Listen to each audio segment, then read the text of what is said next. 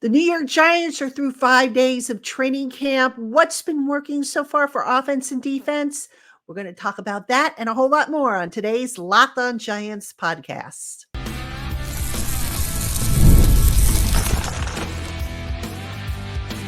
You are Locked On Giants, your daily New York Giants podcast. Part of the Locked On Podcast Network, your team every day. Today's Locked On Giants podcast episode is brought to you by FanDuel. Make every moment more. This summer, FanDuel is hooking up all customers with a boost or a bonus daily. That's right, there's something for everyone every day all summer long. Visit FanDuel.com to get started. Hello, New York Giant fans, and welcome to another edition of the Locked On Giants podcast, part of the Locked On Podcast family, your team every day. I'm your host, Patricia Traina, credential member of the New York Giants media for Locked On, as well as for New York Giants on SI. You can find our written work at NewYorkGiantsOnSI.com. And as always, a big welcome to our everydayers, to our Blue Crew community members, to our newcomers, and everybody in between. Thank you so much for spending part of your day with us here on the Locked On Giants podcast. And on today's show, we're through 5 practices of training camp. Today was the first one, Monday, the first padded practice. And I started to put together a little list of what's been working really well for the Giants thus far on offense and defense. So we're going to kick things off with that. Then we're going to take a look at the Giants running game specifically. A lot to talk about there. A lot of good stuff developing with the Giants running game. So we'll talk a little bit about that. And then in segment 3, couple of minor emergent, well, not minor, that's probably not the right word, but a few emerging concerns with this roster, which I'm going to talk about. And again, I know it's early, it's only 5 days in, but this is just based on what I have seen through 5 days. So that is our program for today. Again, thank you for tuning in. And of course, if you're watching on YouTube, please consider subscribing to the channel. Click that little notification bell. And of course, like the video. It all helps us in the long run. All right, let's get into it. Let's talk about what's working so far for the New York Giants. Now, I'm going to start on the offensive side.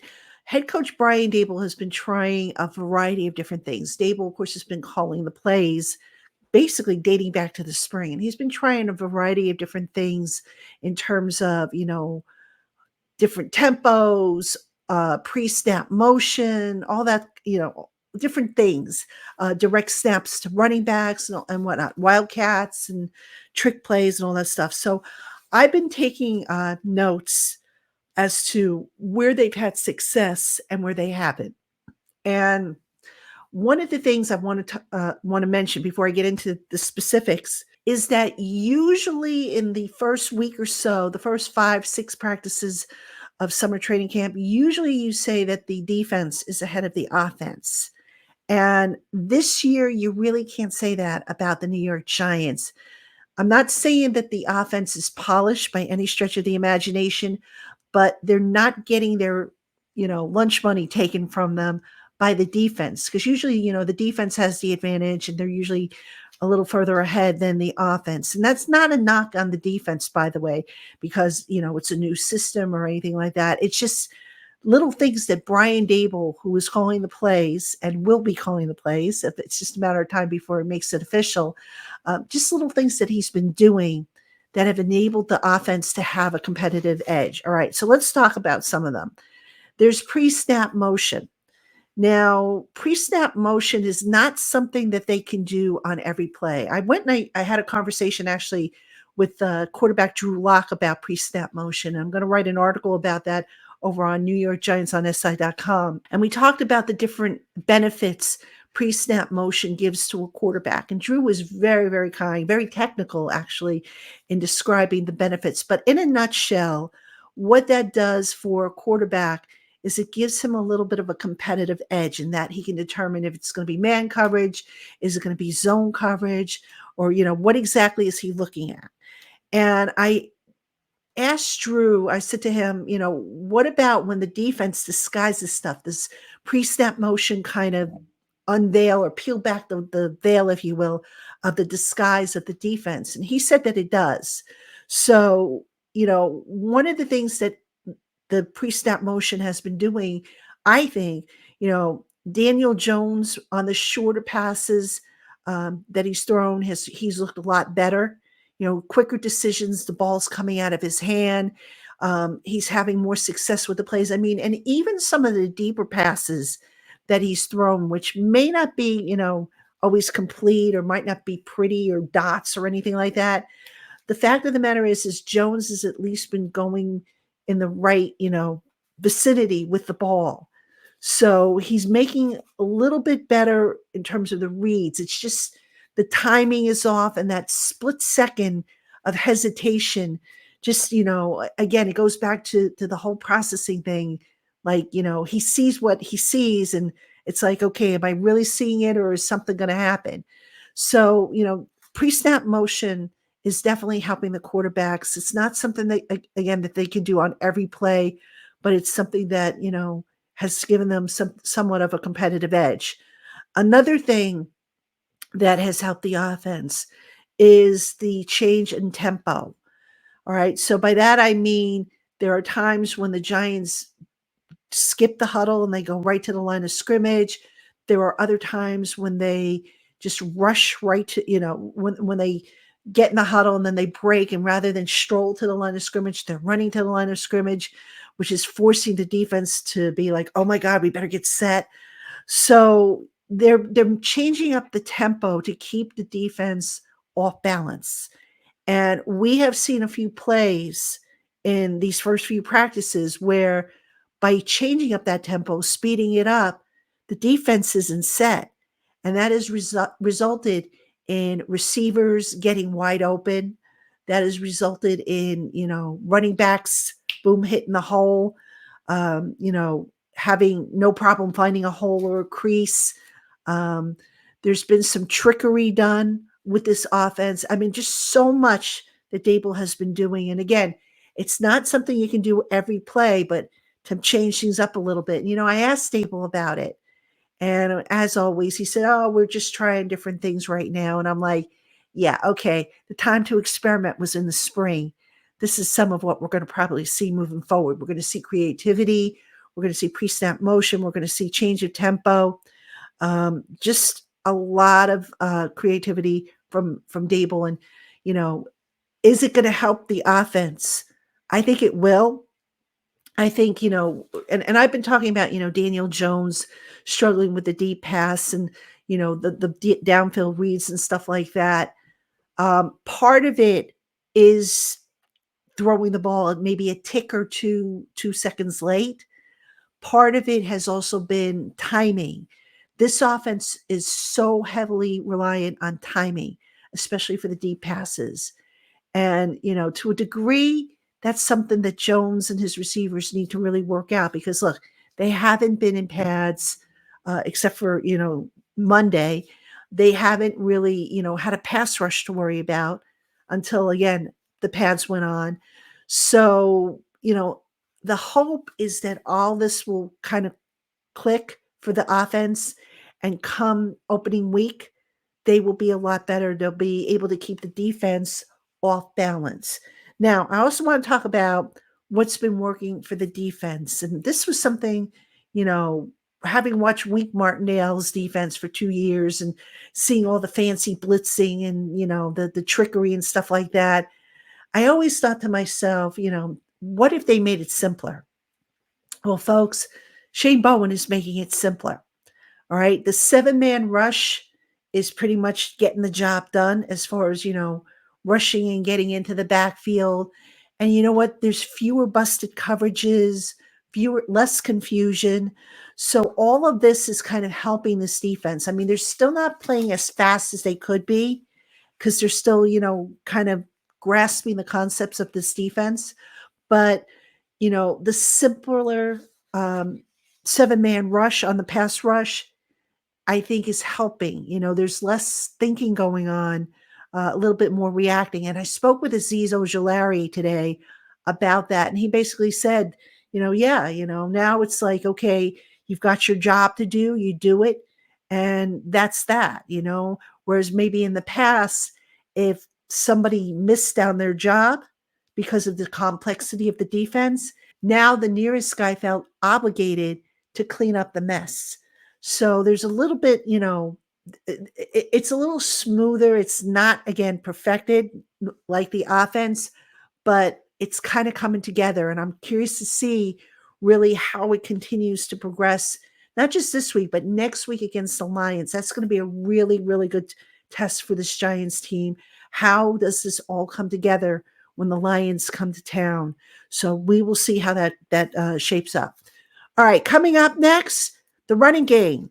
We're going to talk about a motor. We're going to talk about a turbo. We're going to talk about, is this running game going to be okay? That's coming up right after this. Hey, Giant fans, Major League Baseball is in full swing, as are the Olympics. And pretty soon the WNBA will resume, as will the NFL, the NBA, and NHL. There's just so much going on in the sports world these days that deciding what to bet on is probably harder than making the actual bet itself. But with FanDuel, America's #1 sportsbook, placing your bets is so easy. You can choose from a wide variety of props, money lines, odds, futures, and more from any of the sporting events that are currently going on. And all this summer, FanDuel is hooking up all customers with a boost or a bonus every day. That's right, there's something for everyone every day, all summer long. So go on and head on over to fanduel.com and start making the most out of your summer. FanDuel, official sports betting partner of Major League Baseball.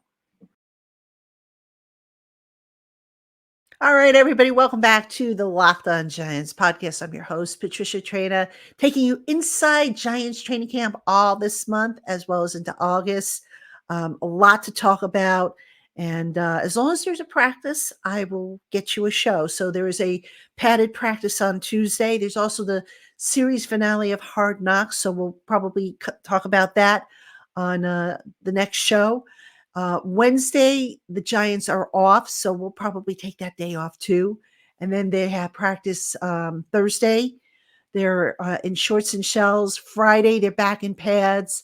Saturday, I believe, is a day off. And then Sunday, they're back. So basically, when there is a practice, there is a Locked On Giants podcast for you. So, all right, let's talk about the Giants running game. Now, one of the big questions a lot of people had is, what are the Giants running game going to be like? What's it going to be like now that Saquon is not here? Because for however many years Saquon was here, he was the running game, right? He was the bell cow. He was the high volume back. And with Saquon, it was usually feast or famine with him. So, some days you would get like a big run, and then some plays you would get, maybe a couple yards and stuff like that. But he was basically a feast or famine running back.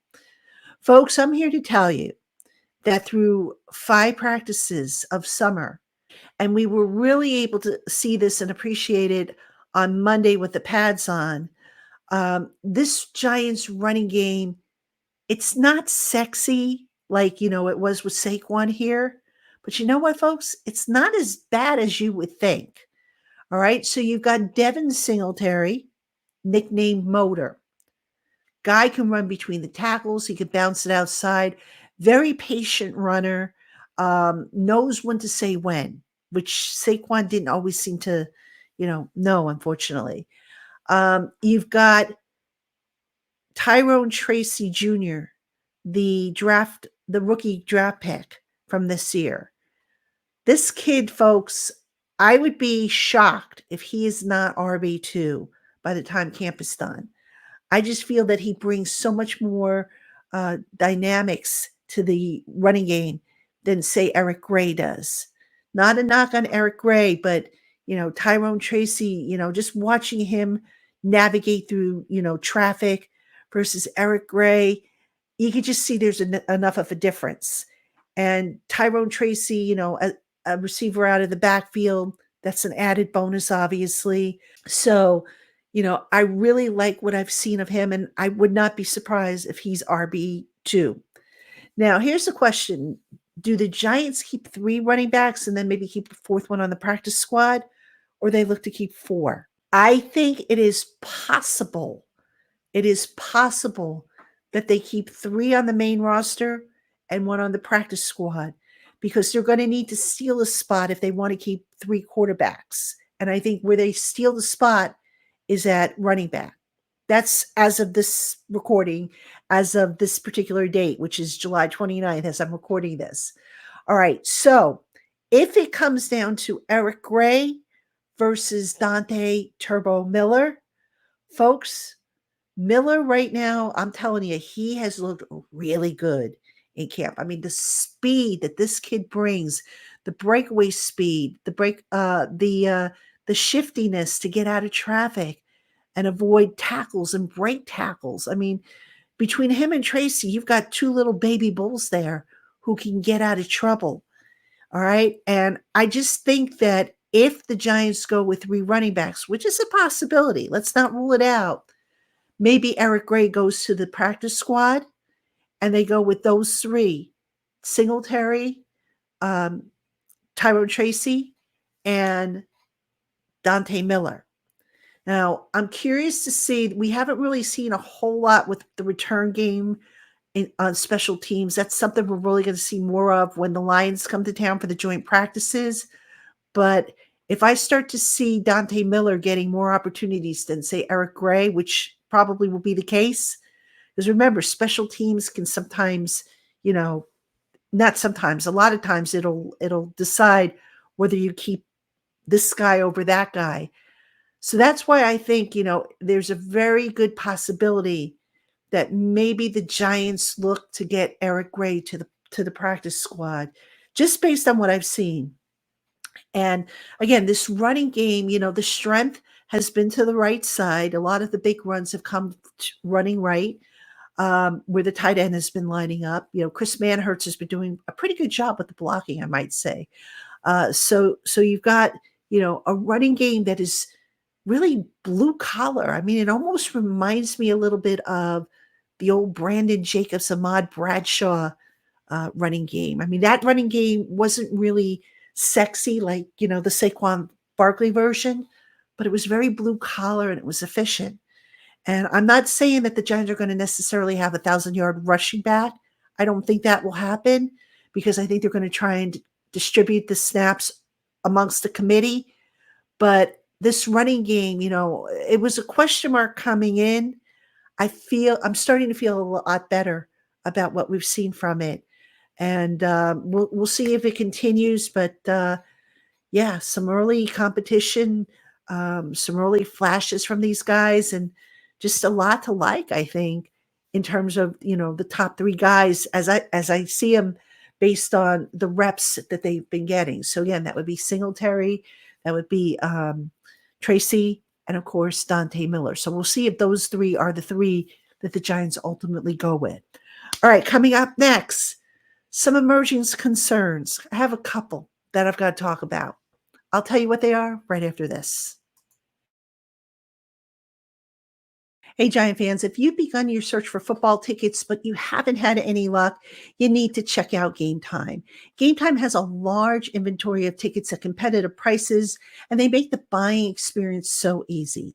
There are no hidden fees. You're going to know exactly what you're paying for before you check out. You'll get clear images of your seat views, and you'll also get event cancellation protection and last-minute money-saving flash deals. And if you find tickets elsewhere in the same section and row for less, GameTime will give you 110% of the difference. So go on and get the tickets that you want to the sporting events, concerts, shows, whatever events are on in your neighborhood. Download the GameTime app, create an account, and use the promo code LOCKEDONNFL for $20 off your first purchase. Last minute tickets, lowest prices guaranteed. Terms apply. All right, everybody, welcome back to the Locked On Giants podcast. I'm your host, Patricia Traina. Thank you for tuning in, spending part of your day with us. And in this segment, there are concerns emerging with this Giant team, including a new one. Well, it's not quite a new one, but it is in a way. And I'll explain what I mean by a moment. Now, by concerns, this is what I mean. Just based on what I have seen with various players getting beat or not stepping up, or maybe there's an injury, a problem, or whatever the case may be, that's stuff that has led me to say, let's put this at the back of, in the back of burner to see if maybe the Giants address it or how they address it. So I identified two areas. You can make a case maybe for three, but two main areas that I'm a little concerned with right now after 5 practices. And again, I know it's early. I know you're going to say, Pat, give it another couple weeks. Maybe it'll straighten out. I sure hope so. But right now, this is what I'm seeing. Okay. The first one, cornerback 2. Folks, I can't say I've been ultra impressed by Cordell Flott. You know, yeah, he's gone up against Malik Neighbors a few times, and Neighbors is going to make anybody look silly. But Flott just hasn't, to me, looked like, a solid, playmaker there. And is it early? Yes, but he worked there all spring. So I just feel like Flott needs to step things up. And, you look at how the Giants added a cornerback when they made the Nathan Rourke transaction. They keep adding cornerbacks. Okay, why do you think that is, folks? Simple. The Giants don't have enough at outside cornerback. They got a ton of slot guys, but they don't have enough at outside cornerback. The depth is scary, so that if you have somebody who doesn't step up and perform, if you have somebody who gets injured, your depth at outside cornerback is scary. And I will even go so far as to predict that the Giants will pick up a cornerback once the 53-man rosters are set around the league and all the training camp cuts are made. Because this position, I'm still nervous about it. I'm not going to lie. As for Cordell Flott, hopefully he gets more into a groove and settles in and makes this first week in which I thought he didn't really look sharp. Maybe he gets better. I hope so. But that doesn't erase the concern that I have about the depth at outside cornerback and how the Giants are going to address that. And again, the proof's in the pudding. They signed another cornerback to add to the group. All right. What does that tell you? Okay. The other position that I'm a little concerned with. No surprise here. Offensive line is the unit, but I'm concerned about the center position now. And here's why. John Michael Schmitz has missed 2 practices with soreness in the shoulder. And I spoke about this yesterday. I talked about how, last year Schmitz missed 3 games with a shoulder ailment. How that affected him when he came back. He lacked the power that he had previously. And now all of a sudden, hey, guess what? Now he's got a shoulder issue again. And by the way, I wasn't able to find out, and I've got an inquiry, and I'm still trying to find out for you if it was the same shoulder. I will see if I can get that for you. But the point being is, if he was just sore, you would think that he would sit out one day and he would come back and at least do something. No, that wasn't the case. He sat out the team part. Matter of fact, I don't think I saw him really do individuals, come to think of it. I saw him working with a trainer. So, if a guy is sore, I get it. Sometimes you want to give him a day off, but 2 days, I mean, how sore can you really be considering the pads haven't come on and you haven't really been doing a whole lot in terms of hitting? So something is just not right there. And I can't put my finger on it, but it's something. Hopefully, John Michael Schmitz will be back on Tuesday, but we'll see. If he misses a 3rd practice, then, this is going to get very interesting. Now, here's the problem. Besides the fact that Schmitz is missing valuable practice time, I haven't been impressed with the options behind him, which include Jimmy Morrissey, Austin Schlottman. John Runyon Jr. has gotten some snaps there. I'm concerned about that interior of the offensive line. All right. Now, today, there were some aborted snaps. I mean, Daniel Jones and Jimmy Morrissey actually spent time after practice working on the snap exchange. Okay. Why do that? If maybe John Michael Schmitz is going to be out. All right. So that's another thing that, like, reason why I'm concerned about Schmitz. But the point being is, you know, the ball is not getting snapped. There's aborted snaps. You know, when the ball is snapped, it's either slow or whatever. And I was watching the center today. I made it a point to really watch the center. And the other factor is now you're moving John Runyon Jr. to center, which is now messing up your guards. So right now, as it is, you've got Aaron Stinney at left guard, who, for me, the jury is still out. And then when Runyon Jr. moves over to center, they plug in, Jake Kubas, who's a rookie. I'm not feeling it, guys. I'm sorry. I mean, again, it's early, but maybe they get better. But gosh, I hope they bring Van Roten in here because he'll help solidify that middle of the line. Hopefully, Schmitz will be okay. He'll be able to go, and Runyon will be able to go back to his right guard spot. But right now, I'm not going to lie to you. I'm concerned about the interior of the offensive line. So something to keep an eye on moving forward. Again, it starts with Schmitz. Can he get back on the field? If he misses another day of practice, then I got to think it's something a little bit more than soreness. But we'll see. We'll see. I mean, Dable is not going to tell us, the exact nature of an injury. He doesn't have to this right now. But the eyes don't lie.